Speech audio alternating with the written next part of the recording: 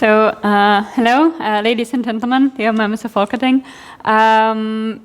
I think it's good. I think it's like really historical row, like starting with the incumbents, with the legacy operators, then with the real newcomers as Smelterget, and then we formed into ALLRAIL, and ALLRAIL is a non-profit Brussels-based association, an alliance of passenger rail new entrants in Europe, and we represent both independent ticket vendors and railway operators.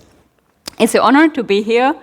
I will present to you today ALLRAIL's vision of passenger long-distance travels, including night trains, and the key role of competition. And by the way, I came by train. I came from Prague, so I'm really proving that I do what I believe in. And even though it really took the whole day, but when you are able to work, it's worth traveling by train still. I'm not against planes, but it's a good way.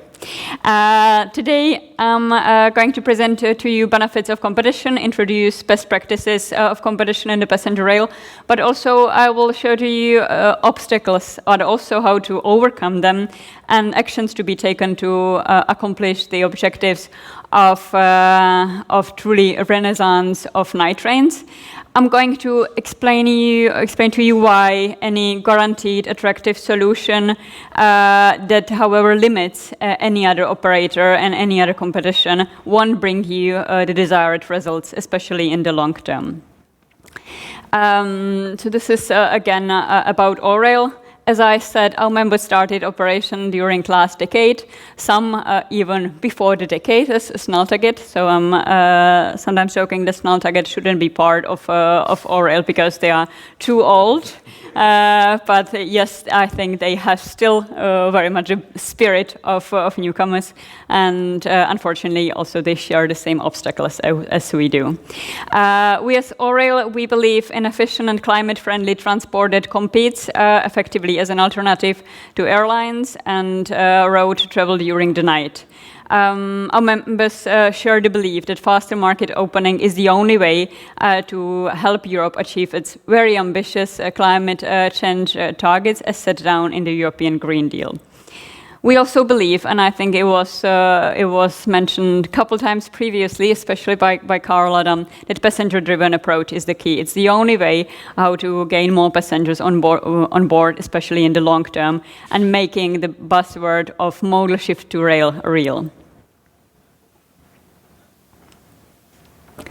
I would like to show what we believe in on an example of Italo. Our high-speed Italian member, they started operations in 2012, and they almost immediately show the positive effects of competition. They came up with attractive services and with lower prices, and it helped them to gain passengers, but it also helped the incumbent Trenitalia to start with better services, with better results, with more affordable prices. And most importantly, moreover, passenger volume shifted from national flights to rail. So this is the real shift to rail, but it can only be achieved by competition. We have similar examples from members from Germany, from Austria, from the Czech Republic or Sweden.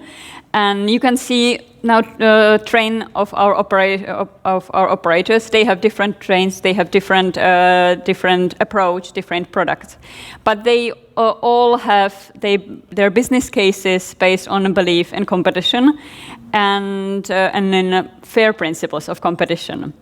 Modal shift to rail can only work if it's based on competition. Our members also offer EU cross-border operations already. They were not on the slide of night trains, even though they also do night trains. So I guess it was just the legacy operators' night services. And so they also do night services between Czech Republic and Poland. And now they started, they are planning Smelterget services, but also they started, and I will talk about it more in detail, RegioJet started in the COVID crisis, 5 countries, night connection between Czech Republic, Slovakia, Slovenia, Hungary, and Croatia.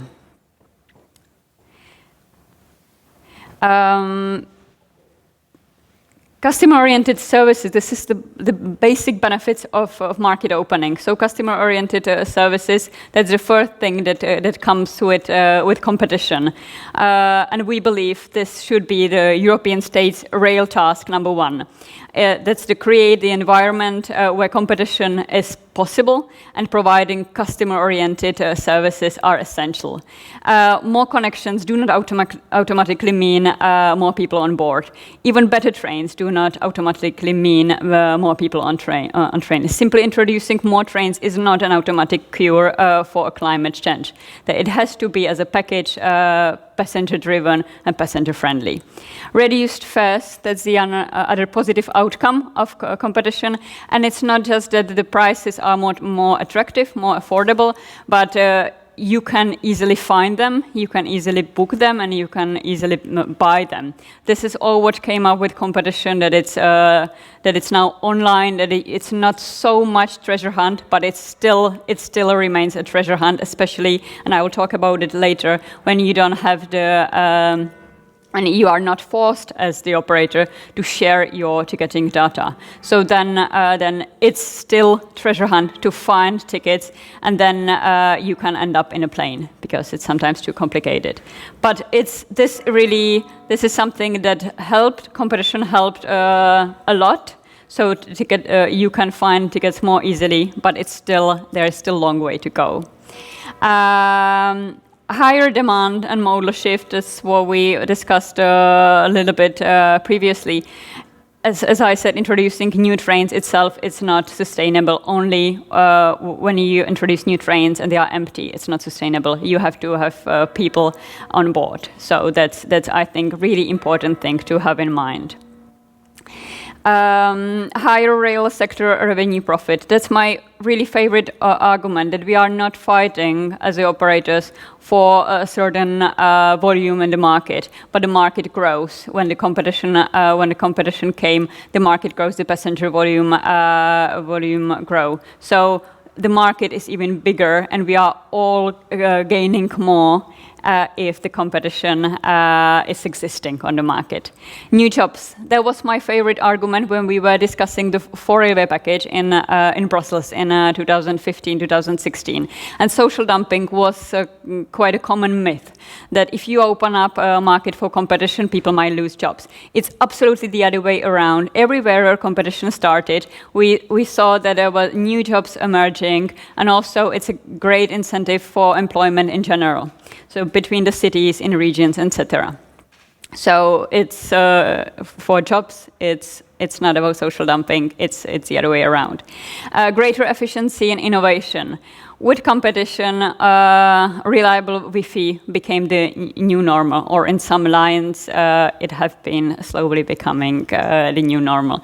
Operators launched commercial viable cross-border night trains after legacy incumbents operators pull out of these trains, also of these tracks. RegioJet, I will talk about it later, is one of these examples. They started Prague, Rijeka, Czech Republic, Croatia, night train operations after Czech Railways stayed on incumbent a couple of years ago, ended up the service because it wasn't profitable.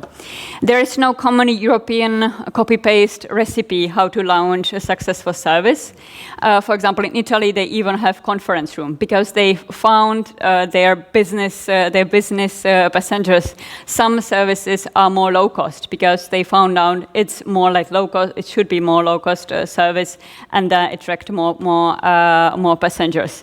We believe that only commercial approach can lead to meaningful services and higher demand. And I think, like, even most importantly, it came with a dramatic effect. More private investment, less burden on the taxpayer. That's, I think, really important to have in mind that public investment, both with financial and non-financial instruments, should incentivize current and further private investment. Any public approach, public investment that limit or excludes any other option, any other competition, is wrong. It won't take us anywhere. State state policy cannot lead to squeezing out competition, because squeezing out competition means squeezing out private money, and it means even more public money that will have to be more tax-based money that will have to be pumped into the railway budget. So then, if the private operators, if they will leave from the market, then also private investment will leave, because there will be no hope for change. But I hope that's not the case. I hope it's getting better.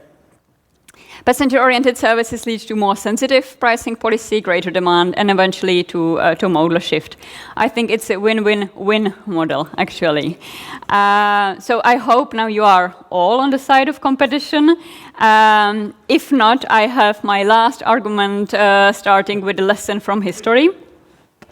And these are community guidelines, European community guidelines on state aid for railway undertaking from 2008.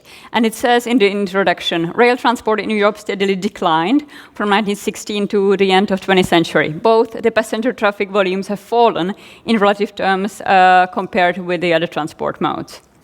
The relative decline in Europe's railway industry is largely due to the way supply has been organized, essentially on national and monopolistic lines.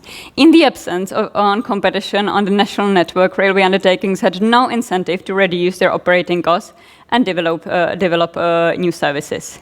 It's in the legislation, so it's true. So it's like the television. So we have really great stories and really great examples from the markets that competition started. But despite these positive stories, the last decade has been very difficult for newcomers, especially due to anti-competitive behavior from the state-owned incumbents, but also as a result of unlawful state aid. But then in this still difficult period, in the spring, COVID-19 came and coronavirus and anti-COVID-19 measures came, which really froze the world transportation sector, including passenger rail, and it really hit hard, especially commercial services. So we ended up either with reducing number of trains, or our members were operating ghost trains where no one was on board. But this is not just for our operators, it was for all operators in general. What differs is who will then pay for it and if. And despite being in such situation, some of our members, and in Europe, three members, Frigyet, Naltaget, and Alpensil Nacht Express, which is not our member yet. And they announced new night connections. Carl Adam Holberg mentioned Snaltaget's connection, so I will briefly talk about Frigyet. Frigyet in June announced their connection between Czech Republic to Croatia, via Slovakia, Slovenia, Hungary, and to Croatia. They also added coastline feeder buses. So if you arrive to Croatia, then you could took a bus. That's the first thing that I like about it. That they didn't just thought about it as like a train to Rijeka, but really the whole multimodal solution. And there is more things that I like about Frigyet connection, and it's not about promoting Frigyet. It's more about how to show to you how a private operator think. There was no state plan that there should be a connection between Prague and Rijeka, but they saw the opportunity, they saw the market, and so they started to think about the service and how the service should look like. Then they thought about the passenger and what is a passenger need. So it wasn't we will do a great train to Rijeka, but they thought about who is the person who will go there. So they knew it will be a family. Who didn't want to go there by car. They knew it will be people that they didn't want to travel by plane. They knew there is a great group of especially women, mothers and and grandmothers who didn't want to drive with their kids to Croatia. So, and then this is how they tailor the wall service. It's not something that a member state can think about, and I don't think it's member state. It's a member state mission. The member state mission is to create an environment where such design thinking is possible. And also, it was on the train, on the route, as I said previously, where Czech Railways, the state-owned incumbent, previously pulled out because they didn't have enough traffic, enough passengers. But maybe it needed a different approach. And what I also like about the example is that the competition means openness to collaborate. So it's no longer about the incumbent's old boys club, but also about collaboration with the others. So RegioJet collaborated with the Croatian, Slovenian railways, also with Hungarian company. So they also find a way, but it shouldn't be closed club. And your time is just okay. So I will very briefly go through 5 steps to be taken. International train, if we are thinking about international train, it should be open access by default. And if there is a PSO, the PSO has to be justified. With international train, with launching it legally, it's difficult because then who should be the competent authority? Shouldn't it be like joint competent authority where all competent authorities think about it and they award it as one service? Because then it's part of PSO and other add-on is open access. How would you justify it? How then would you create a level playing field for other members? So if there is a PSO, it has to be based on analysis. It can't be based on someone's wish, on someone's vision, or a speculative bid. There has to be an analysis that the route is not commercial viable, and then should be a PSO. But then strict rules should follow as we have it in the European legislation.